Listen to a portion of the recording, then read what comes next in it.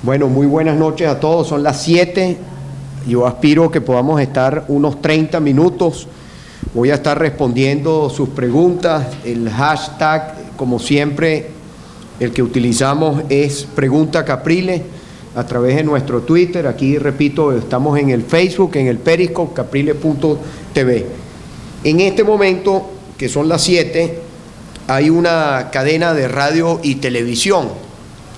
Nosotros a partir del día de hoy, íbamos también a conectarnos a través de algunas emisoras de radio. Lo vamos a hacer a partir entonces de la próxima semana. Y hay una cadena de radio y televisión, el rato que yo tuve la oportunidad de escuchar, una cadena un acto que fue convocado en el Teresa Carreño, y es una cadena para hablar del tema económico. El rato que yo estuve hablando es el mismo disco rayado, el mismo cuento de la guerra económica que la mayoría de los venezolanos el 6 de diciembre le dijo al gobierno con su voto a través del cambio que los venezolanos no creemos en el cuento de la guerra económica. Solamente 8% del país cree que la situación económica es consecuencia de esa guerra imaginaria que ha construido Maduro, que es una excusa, porque eso es lo que es el cuento de la guerra económica. Y la misma retórica ahora, después de 17 años, ahora sí vienen con el tema del fracaso. Ellos hablan del fracaso del rentismo, de la Venezuela rentista. No ha habido en la historia de nuestra Venezuela un gobierno que nos haya llevado a la situación de dependencia del petróleo como este gobierno. O sea, este gobierno, como tuvo unos precios del petróleo, llegó a tener la bonanza petrolera más grande y larga de nuestra historia, se encargó con los recursos del petróleo expropiar, confiscar, regalar también y destruir todo lo que fue la producción nacional. Como los precios del petróleo bajaron, porque era previsible que así como suben los precios del petróleo, los precios del petróleo en algún momento iban a bajar, ahora vienen con el cuento de que la situación económica del país es consecuencia de la caída de los precios del petróleo. Eso es falso, y eso hay que, esa es la expectativa. Los venezolanos seguimos siendo y seguiremos siendo personas de buena fe, y cada vez que se anuncia que algo se va a anunciar, que después termina quedando en que se va a anunciar algo que nunca se anuncia, los venezolanos siempre tenemos la expectativa, la buena fe de que, dada la situación que vive nuestra Venezuela, va a haber, aunque sea un poquitico, un rayito de luz que ilumine a quienes están al frente del gobierno y que los haga reconocer el problema, rectificar y cambiar. Bueno, para poder realmente atender la situación económica del país, esto pasa primero porque usted reconozca que hay un problema. Bueno, todavía hoy, 19 de enero, el señor Nicolás Maduro no termina de reconocer que hay un problema que es de fondo, un problema del modelo. El modelo no sirve, y lo que no sirve hay que cambiarlo.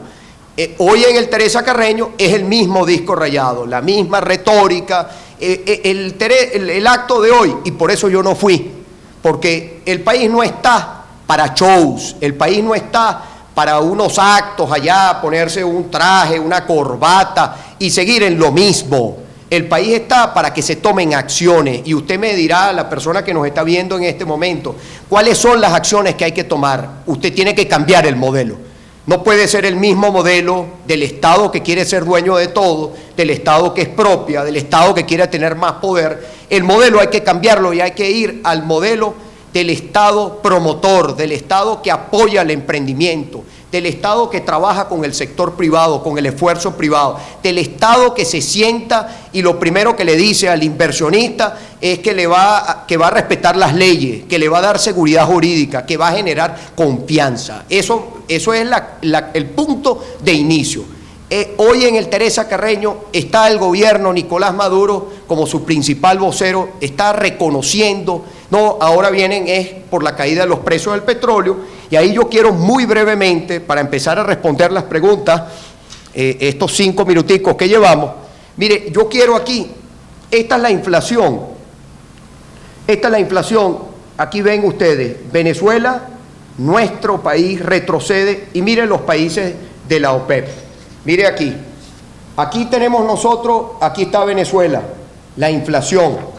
Esta inflación hay que corregirla porque no fue 219. Esta presentación la teníamos nosotros sobre un estimado, esta fue una presentación que preparamos para finales del año 2015. La inflación terminó en 270%. Ahora, mire todos los demás países, países OPEP. Mire la inflación que tienen. Países que si fuera cierto el cuento de Maduro, de que el problema económico en Venezuela es consecuencia de la caída de los ingresos del petróleo, se supone que todos los demás países OPEP deberían estar en la misma situación. Mire cómo están los demás países OPEP, mire dónde está nuestra Venezuela. Mire, por ejemplo, en términos de la variación interanual del Producto Interno Bruto, año 2015. Mire la situación de Venezuela, el peor rendimiento, el peor resultado. Mire la situación, después viene Libia, después viene Ecuador, que ha tenido una caída, tuvo una caída de 1%, pero estamos hablando de Venezuela en 10%. Y mire el resto de países OPEP, tuvieron crecimiento en el año 2015, tuvieron crecimiento de su Producto Interno Bruto. Aquí me dicen que se congeló la señal, pero yo lo veo perfecto, ¿no? En el Periscope nuestro. Aquí veo bien, si ustedes pueden chequear si está funcionando, ¿no? Recuérdense que tenemos también, y nos disculpan, la peor conexión de internet de toda América, aquí en nuestro país. Sigo por aquí, para que ustedes vean, para que nadie me los confunda, para que nadie me los manipule. Aquí está, volviendo con los países OPEP. Mire, por ejemplo, también, y esto, aquí está, por ejemplo, desde 2006, Venezuela ha multiplicado por 5 su deuda externa. ¿Qué hizo el gobierno en la época, como dicen, no de las vacas flacas, sino de las vacas gordas? ¿Qué hizo el gobierno? Mire cómo endeudaron el país, multiplicaron por 5 nuestra deuda externa, por 5, porque ahora Maduro está hablando de que este año hay que cumplir con compromisos extranjeros y que los compromisos este año son mayores que los del 2015. ¿Y quién endeudó a Venezuela en esta situación? ¿Quiénes son los responsables de que el país lo hayan hipotecado y endeudado en estas condiciones? Mire, por ejemplo, aquí tienen la desconfianza que les decía yo que inspira a Venezuela. Nosotros tenemos una prima de riesgo 5 veces mayor a la de América Latina. Esto no es consecuencia de la caída de los ingresos petroleros, esto es consecuencia de un modelo que no funciona. Si Maduro quiere realmente que el país, que los venezolanos, que yo estoy de acuerdo, vayamos a un gran acuerdo nacional, que en este momento todos estemos dispuestos a dejar nuestras diferencias políticas de un lado para salvar la patria, pasa porque el gobierno primero reconozca el problema, segundo reconozca la causa del problema y tercero que tenga realmente la disposición de cambiar el modelo, porque si vamos a seguir en el mismo cuento de la guerra económica, la misma retórica, miren, nosotros no somos pingüinos para seguir aplaudiendo a este gobierno. Nosotros no estamos aquí para que todo lo que haga el gobierno aplaudirlo, porque pareciera que esa es la intención. Y repito, tengo la mejor disposición de trabajar y nosotros hemos ido a reuniones en el Palacio Blanco, en el Palacio de Miraflores, convocatoria de emergencia en materia de seguridad. ¿En qué han quedado las reuniones del gobierno? En nada. ¿Qué pedimos nosotros los venezolanos? Mire, ya dejemos la retórica, dejemos el mismo disco rayado, queremos acciones. Te necesitamos en este momento acciones para sacar a Venezuela de la crisis. Y después, para también mostrarles aquí está el gran tema. ¿Cómo va creciendo la pobreza? Aquí va creciendo la pobreza, mire, 76%, cerramos el año 2015. Mire la curva. Decir que es un tema exclusivamente de la caída del ingreso petrolero. ¿Usted cree realmente que estamos en esta situación por la merma del ingreso petrolero? El país llegó a tener $7 el barril, llegó a tener nuestra Venezuela. ¿Había la escasez que hoy hay? No. ¿Por qué hay la escasez? ¿Por qué hay las colas? ¿Cómo se resuelve el problema de las colas en nuestro país? Produciendo. ¿Por qué, mi querido señora que me ve por aquí, a quienes nos están viendo a través de las redes? ¿Por qué hay colas en Venezuela? ¿Qué pasa? ¿Cuál es la razón de las colas? Porque como usted ha tenido una merma en el ingreso, porque además el gobierno anuncia con bombos y platillos que va a aumentar los impuestos, que va a aumentar... ¿Usted cree que aumentando la gasolina, aumentando los impuestos, usted cree que se va a resolver el problema de escasez o el problema económico que hay en nuestro país? No, porque usted lo que va a hacer como gobierno es recaudar más bolívares. ¿El gobierno acaso necesita más bolívares? No, el gobierno en este momento lo que necesita son divisas. ¿Y cuál es hoy nuestra fuente de ingresos? Venezuela llegó a tener 20% de divisas, de ingresos en divisas, que no eran de la venta del petróleo. Hoy es 96%. O sea, somos más rentistas que nunca con este gobierno. Entonces, ¿qué necesita el gobierno? Divisas. ¿Por qué el gobierno necesita divisas en este momento? ¿Cuál es la urgencia de las divisas? Porque el gobierno necesita pagar las importaciones que se pagan en divisas. Para poder tener los productos, como los productos no los estamos produciendo en el país, hay que importarlos. Entonces, usted tiene dos caminos que no son excluyentes, que pueden ir en paralelo. Por un lado, que usted vaya diversificando su economía, por supuesto, que usted ese ingreso petrolero le permita diversificar la economía, pero para eso necesita el sector privado, usted necesita realmente el sector privado. Y otro tema que tampoco se le ha cumplido es cuál es realmente la situación de la industria petrolera. ¿Qué estamos haciendo nosotros con el propio ingreso en divisas de la industria petrolera? O sea, nosotros mientras le damos dando tiempo, porque eso no es de un día para otro, para que los productos que necesitamos los venezolanos para poder vivir, los podamos producir en nuestra tierra, en nuestro país, porque en Venezuela tenemos todo para poder hacer de este país un país productivo, donde los venezolanos podamos ir al mercado y todos los productos que nosotros compremos en el mercado sean productos hechos en Venezuela. Voy a las preguntas. Vamos a ir respondiendo preguntas. Aquí me preguntan,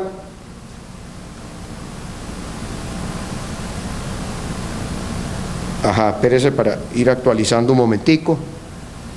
Aquí dice que se cayó la señal. ¿Dónde? Está congelado Facebook. Pero aquí, ustedes lo pueden...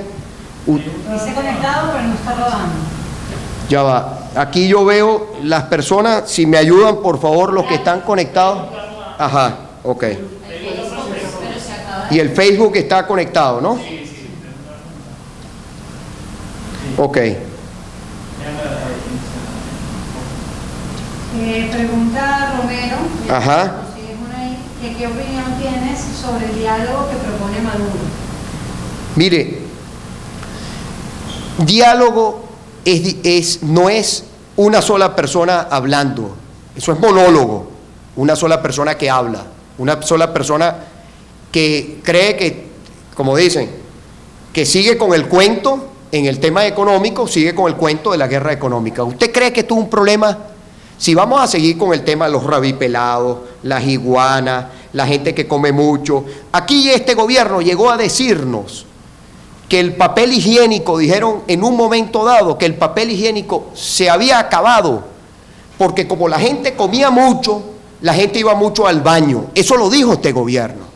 ¿Cómo usted entonces va a sacar en una situación con ese cuento, cómo se va a recuperar la economía?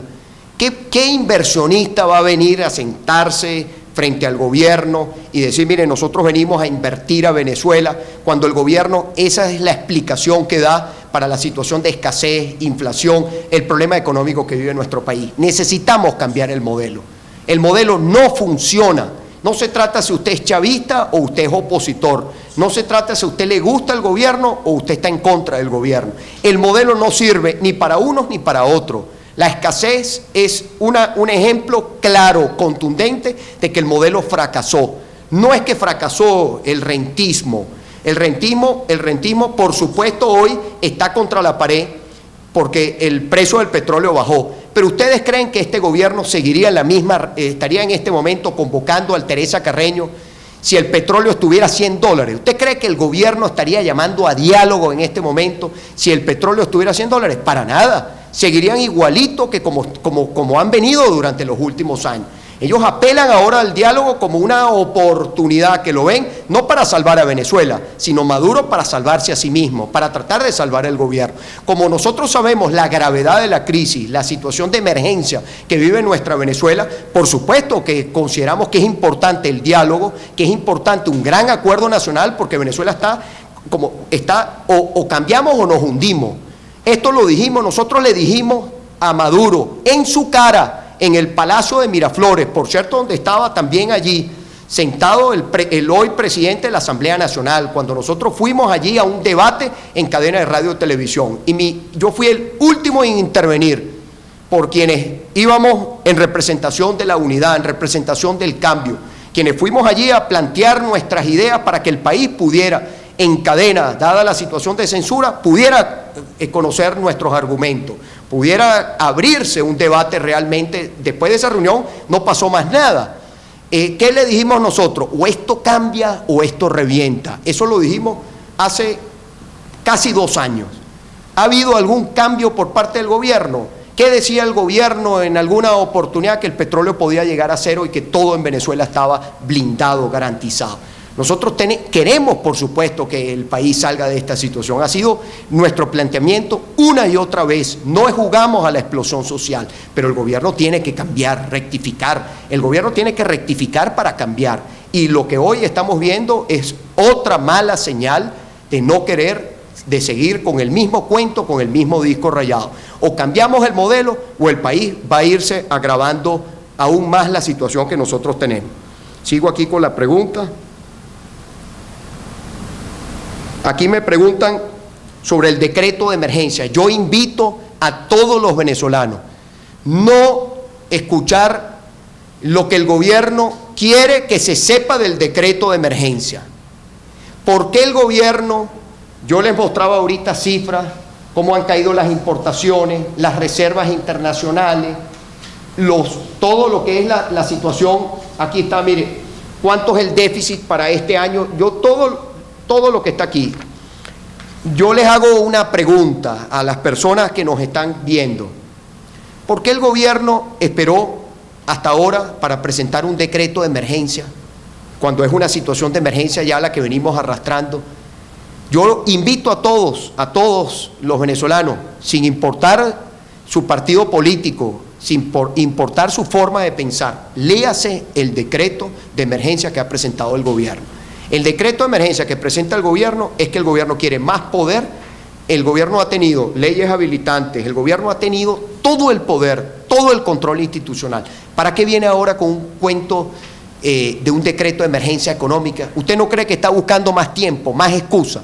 ¿Usted no cree que lo que está tratando de ver cómo diluye su responsabilidad? ¿Usted no cree que lo que está buscando el gobierno es que la Asamblea Nacional, que en efecto todo indica que debería ser así, cuando usted lee el decreto, la Asamblea Nacional le diga al gobierno, mire, este decreto nosotros no lo vamos a aprobar? Eso le corresponde a los diputados, dar ese debate, dar esa discusión. Pero cuando usted lee el decreto, es obvio, como lo decíamos a las primeras de cambio de haber revisado el decreto, eso es un frasco de veneno para los venezolanos. Eso es darle más poder al que ya ha destruido la economía. ¿Para qué usted le va a dar más poder al que ha destruido la economía? Usted más bien tiene que quitarle poder al que ha destruido la economía.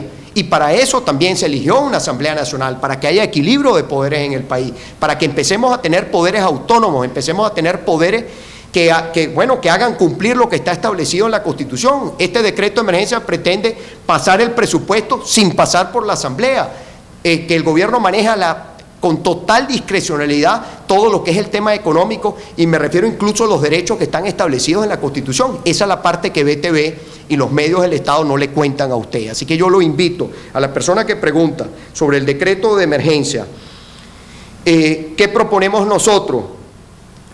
Frente a la crisis, lo hemos dicho sencillito, podemos por supuesto profundizarlo, sustituir el modelo, este modelo fracasado, esta mal llamada revolución, este modelo que confisca, que expropia, este modelo que quiere hacerse dueño de todo, este modelo corrupto por un modelo progresista, un modelo que le dé oportunidades al esfuerzo privado, por un modelo productivo, por un modelo. Usted tiene varios ejemplos. Usted puede agarrar, por ejemplo, el caso, empresas del Estado que han sido expropiadas. ¿Qué va a hacer el gobierno con esas empresas que están hoy en la quiebra? ¿Por qué no se las entrega a sus trabajadores? ¿Por qué no llama a los que eran propietarios de esas empresas y busca la forma de hacer una alianza para poner esas empresas a producir? Usted tiene que, como dicen, usted tiene que poner el país ya en emergencia, ponerlo a producir. Ahora, ¿cómo lo pone a producir? Poniéndole una pistola a un inversionista en la cabeza, atropellando al inversionista, amenazándolo con más controles, amenazándolo con que la inversión que va a hacer no hay seguridad, y que el día de mañana el Estado, si le da la gana, va y se la quita. Nadie va a invertir bajo ese escenario, bajo esas reglas de juego. Se van a otros países de nuestra América Latina, se van a Colombia, se van a Ecuador, se van a Perú, se van a Brasil, se van a otros países de nuestra América Latina. Lo primero que usted necesita es rescatar la confianza, y la confianza pasa por dejar el discurso trasnochado, la misma retórica, el mismo cuento de la guerra económica que está solamente en la mente de Nicolás Maduro y ese grupo de burócratas que le acompañan, que están más pendientes de defender su poder que el bolsillo del venezolano, están más pendientes de defender lo que son sus privilegios, y ese era el temor que ellos tenían con la elección de la Asamblea Nacional. Por eso era toda esa campaña de intimidación, de amenaza, que iban a hacer aquello y todo lo demás. ¿Qué ha pasado? Todo lo que dijeron era una gran falsedad. Eran ellos los que demostraban a cada rato el miedo a perder sus privilegios. Seguimos por aquí, nos quedan unos 8 minuticos. Aquí pregunta Inés, ¿por qué no le preguntaron a Maduro? ¿Por qué no aplicó la emergencia económica antes? ¿Por qué permitió pago? ¿Usted no se acuerda hace poquito, cuando anunciaba el propio Maduro casi 500 millones de dólares para aviones de guerra? Ya se les olvidó eso. ¿Los gastaron? ¿No los gastaron? ¿Quién rinde cuentas ante el país? ¿Usted ha visto algún funcionario del Estado rendir cuentas, por ejemplo, reconocido por un mismo diputado de ellos que está hoy sentado en la Asamblea Nacional? Nuevamente el diputado Sanguino, donde él reconoció públicamente que se habían robado 25.000 millones de dólares. ¿Usted se imagina? Hay que ver la falta que hace todo ese dinero que se han robado, que pudiéramos con ese dinero hoy estar importando las medicinas, estar importando los alimentos, y lo más importante, estar dándole los insumos que necesita la empresa privada nacional para ponerse a producir. ¿Usted ha escuchado de alguien? ¿Usted le ha visto a Maduro reconocer el tema de la corrupción, o al gobierno reconocer, hacer un mea culpa y pedir que se investigue, y pedirle a la nueva Comisión de Contraloría de la Asamblea Nacional que investigue a dónde fueron a parar esos millones de dólares? Nada de eso. Bueno, los venezolanos tenemos también el derecho de exigir que se rinda cuentas, tenemos el derecho de empezar, sí, no es quedarnos viendo hacia atrás, no es ahogarnos en lo que pasó, porque al final tenemos que, como dice, hay que ir hacia adelante, no podemos quedarnos en un debate simplemente un debate, pero tampoco puede haber un gobierno que habla, aquí que preguntan sobre el tema de los presos políticos, que me preguntan también sobre el tema de los presos políticos. Bueno, ese tema, o sea, el gobierno en eso, ni una señal de rectificación, ni una señal, pero entonces le tocas el tema de la corrupción, a eso sí, de eso no quiere hablar. O sea, de eso no, que no puede haber impunidad. Ellos dicen que no puede haber impunidad. Es totalmente al revés. O sea, lo que hay es precisamente una persecución, y con esa persecución, a cuenta de que supuestamente no hay impunidad, lo que se busca es tratar de tapar donde sí hay impunidad, totalmente, que es en el tema de la corrupción, en todo el dinero que se han robado de los venezolanos, porque ese dinero no es del gobierno, ese dinero es de los venezolanos, ese dinero es del pueblo venezolano. Me decías tú, perdón. Urasta nos comenta que Nicolás Maduro acaba de amenazar con confrontación sobre la Asamblea Nacional y niega decreto de emergencia. ¿Qué opinión? Bueno, Maduro tiene que asumir de una vez por todas que él perdió las elecciones del 6 de diciembre, las perdió. El 6 de diciembre la gente eligió unos diputados y era elegir una nueva Asamblea Nacional. Pero el mensaje fue tan claro y contundente que uno no lo puede dejar simplemente en la elección de unos nuevos diputados. El 6 de diciembre la gente votó para que el gobierno entendiera, aquellos que votaban antes por el gobierno y ahora votaron por la unidad, votaron por el cambio. El mensaje fue: queremos cambio. El mensaje: Maduro ya no es mayoría. Maduro nunca ha sido mayoría. El PSUV llegó a ser mayoría. El presidente Chávez era mayoría. Ya no es mayoría este gobierno. Y el 6 de diciembre la expresión fue clara, contundente. Maduro no tiene en este momento, si realmente, repito, está llamando un diálogo, el diálogo no es sobre la amenaza. El diálogo pasa primero por reconocer además su posición de ser minoría, de que esté al frente del gobierno y como lo hemos dicho, mientras esté al frente del gobierno, él tiene que dar respuesta. Mientras se dé un debate para ver qué se va a hacer desde el punto de vista político con toda la situación que está planteada en nuestro país, porque sin duda alguna, todos los días Maduro lo que hace es confirmar, como lo dijimos en una oportunidad, o el gobierno cambia o vamos a tener que cambiar el gobierno. Vamos a tener que cambiar con las consecuencias que ello significa, porque uno de los temas no es que nosotros querramos que este gobierno esté. Lo que nosotros hemos dicho y lo reiteramos, que dada la gravedad de la situación económica, social que vive nuestra Venezuela, todo el tiempo y todo el esfuerzo tiene que ir hacia la recuperación del país en este momento, porque poniendo el símil de un paciente, el paciente lo tenemos en terapia intensiva y entubado. O nosotros atendemos al paciente y lo atendemos y le damos la medicina que requiere el paciente, o el paciente se nos complica y se nos puede morir.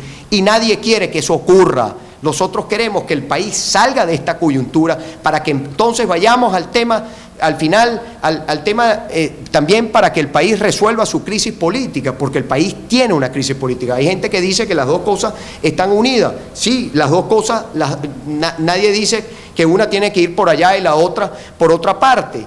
Estamos hablando de que las dos pueden caminar, las dos pueden marchar, pero no olvidando que el tema político a veces nos consume tanta energía y tanto tiempo que no volteamos a tomar las acciones que se requieren en lo social, en lo económico, y bueno, y el país sigue agravando su crisis, y esto puede terminar, como no quiere nadie que termine, en una explosión, que el país termine en una explosión social. Nadie quiere eso. Creo que tenemos también en el Periscope, tenemos ahí un problemita. Yo creo que es la señal de ustedes de ahí, porque aquí yo la tengo, aquí la sigo teniendo. Voy a contestar unas preguntitas. Aquí dice: se congelado, ¿qué puede hacer la Asamblea? Terrible conexión. Mire, les pido excusa, ya se arregló. Lamentablemente tenemos la peor conexión de internet. Hay personas que nos ven desde afuera y yo sé que ustedes desde afuera no tienen esta misma situación. Chile, Argentina, dice por aquí que se ve bien. Muchos saludos por allá en Argentina, en los Estados Unidos, mucha gente. Bueno, voy aquí.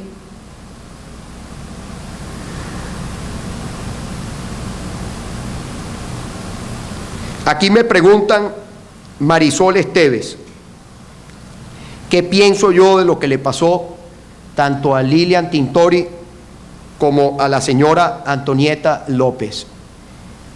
Mire,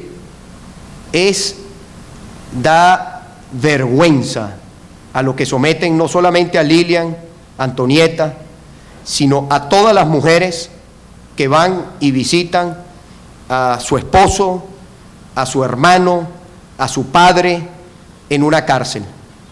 Con aquello de que la revisión supuestamente es para que no introduzcan en el centro penitenciario algún arma, algunas de lo que el gobierno después dice que incautó. Yo le quiero recordar que el caso de Leopoldo, como todos los demás, son presos políticos. Son presos políticos. Y después, también con ese argumento, que es un argumento vergonzoso que utiliza el sistema penitenciario, no podemos olvidar cómo dijeron en una oportunidad que habían incautado un FAL, y dijo uno de estos altos funcionarios del gobierno que ese FAL lo habían incautado en la cárcel y que ese FAL lo había introducido una dama en su parte íntima. Eso es una falta de respeto, una grosería. Eso es inaceptable. Todos sabemos en este país que las armas, las granadas, todo lo que introducen en las cárceles es producto de la corrupción que hay en el sistema penitenciario. No vengan con el cuento, el mismo cuento, para tratar de excusarse lo que no tiene excusa. Yo desde aquí siempre le digo a quienes están presos por razones políticas, a quienes están presos que cometieron un delito, que tengan justicia, y a quienes están presos, nuestros compañeros que están presos por razones políticas, todo lo que se está haciendo hay que hacerlo bien para que nuestros compañeros puedan lograr la ansiada libertad. No se trata de que no es un tema que lo económico choca con el tema de la amnistía. Nosotros tenemos que reinstitucionalizar el país y esa es una tarea que tiene de inmediato que hacer la Asamblea Nacional.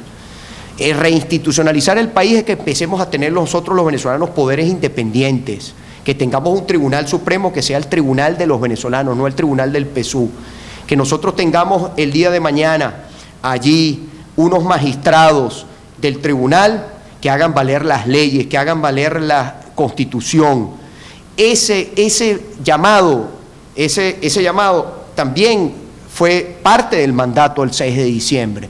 Un Consejo Nacional Electoral donde hayan rectores que le den confianza a los venezolanos, que los rectores sean verdaderos, como dicen, sean un árbitro que le permita al país tener confianza en su poder electoral, para que al final las decisiones, porque cuando hay crisis política, siempre hay que apelar a la política, y la política va a terminar en una consulta, la política va a terminar apelando al soberano, apelando a la voluntad de los venezolanos, para que sean los venezolanos los que tomen las decisiones. Así debe ser en democracia, que la gente se exprese y la opinión de esa mayoría sea la que permita, tomar las decisiones que se presenten en un momento dado. Entonces, mire, para todo lo que está pasando, más allá de la ley, para que no vayan a echar para atrás la ley, hay que reinstitucionalizar, hay que tener poderes independientes. Es una tarea que tiene ya la Asamblea Nacional. Eso es parte del mandato que nosotros le dimos a la Asamblea con la elección a nuestros diputados el 6 de diciembre. Termino, son las 7:33, 2 preguntitas más.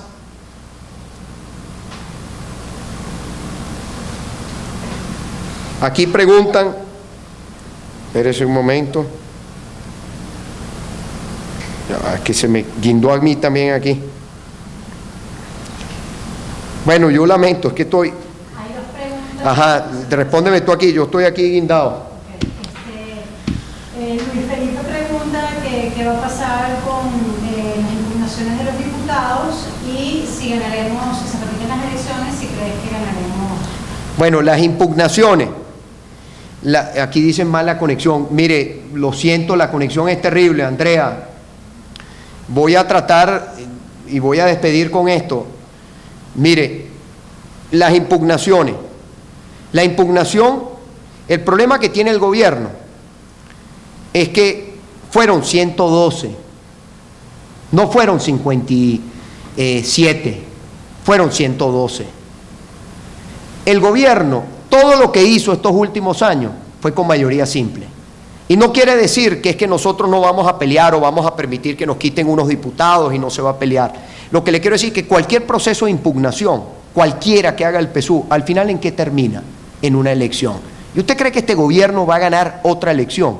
¿Usted cree que este gobierno, en las condiciones que está hoy en Amazonas, si se repiten las elecciones, el gobierno le va a quitar al cambio diputados? Existe de repente, quizás en la mente fantasiosa de algunos de estos fanáticos del gobierno, ellos de repente creen que con eso, que una repetición de elección les va a poner en unas condiciones más favorables. Yo creo que sería peor.